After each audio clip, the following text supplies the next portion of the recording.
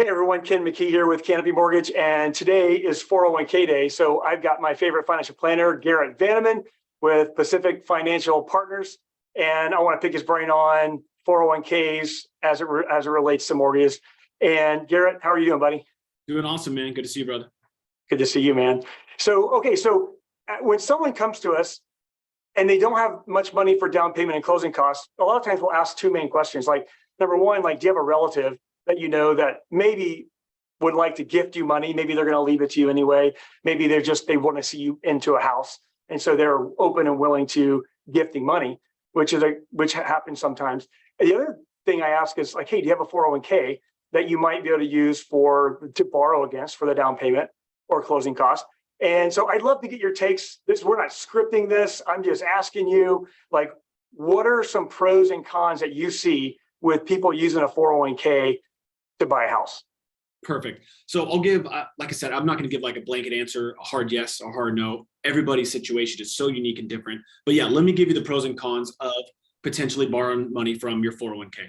So step one, I always tell people is check with your employer that provision is even in the plan document to allow loans. That's very important. I've seen it before with people that say, Ken, you get them pre-qualified. Let's put an offer on the house. I'm going to use my 401k, and they can't even do it. So make sure you could even do it. Check with your plan sponsor to make sure that loan provision is in there. Okay, do that. Step two is, we'll do the front end first. Say you get the loan, and then what happens on the back end. To get the loan, they kind of bracket you in terms of how much you can take out. Typically speaking, every plan is different, but this is pretty general. And typically speaking, you can loan up to 50% of your account balance. Typically with a max of $50,000. Okay, so it's important to know how much you can get out. So in this example, let's say you have over 100 grand and you can get the max loan for $50,000 for down payment. Awesome. You get the house. Okay, great. Now what happens? So here's on the backside, here's what's going to happen. You have to pay the loan back. Typically speaking, it's usually 5 years that you have to pay it back. And it's payroll deducted. So it's going to come out of your paycheck and you're going to pay the loan back. The bummer to that is you're not contributing back to the 401k and investing into the 401k anymore. That money is just going back to pay the loan back. So just so you know that you're aware of it. The other bummer, just so you're aware it is, when you take that money out of your 401k and it goes, to the down payment, that $50,000 that was in your 401k invested in the stock market now does not have that potential to grow. So just so you know that money is gone. You're not borrowing against it. It is actually out of the market and not invested. So you get the money, you're going to pay it back 5 years. So it could take a while to, get that account balance back up, and you are going to learn that, or you're going to lose that potential to build, compounding interest on the investments. Another kind of just thing to be aware of, and this is traditional 401ks we're talking about, because there's Roths and there's traditional. Roths, right? We'll just do traditional 401ks to keep it simple. You're going to pay that loan back. So say you get your paycheck from your company, you get taxes withheld, that money goes back to your 401k. Okay, great.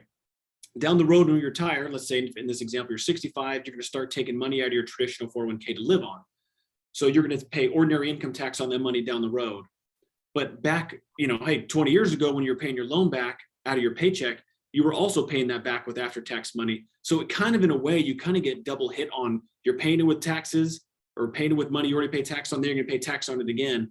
So, I just want people to be aware that it is an option, but just be aware of how much you can take out and the tax implications now and down the road, and then also the potential that your 401k is not going to grow as much as it would if that money was left in there.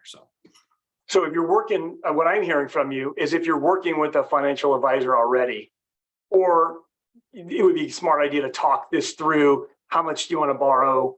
How fast are you going to pay it back? Things like that before you just hop into it and do it. It's a big decision. So I would, use a resource like you do this a long time, and use somebody like me as a resource, but then obviously your employer as well. Just make sure that you understand how it works, because it's not free money. It's really not right. Free. So yeah. It's not the first option, but it could be a last option. Like we were talking about this earlier, like if someone's buying a $500,000 house and they're going to borrow, say, enough to put 5% down. So maybe that's like $25,000. And that house maybe in 1 year might grow, say, 6%. Well, 25 times 6%, the $500,000 house times 6% is 30 grand, right? And so it's actually maybe possible for them to actually make more in their overall wealth, than what they pulled out. but there's some consequences because you're not earning money along the way. Totally. That's why I never say, like, I can never give a blanket answer for it because everyone's so unique, but you're exactly right. I'm a big believer in real estate. I think it's a huge piece and it should be in everyone's portfolio. So over time, hey, potential could be great, but you just have to know the good, the bad, and the ugly of getting into it in the short term. But yeah, you're exactly right. Awesome.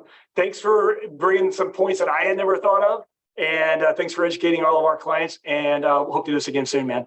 Yeah, man. Appreciate you, brother. All right. Take care, man. All right. See you guys. All right, see ya.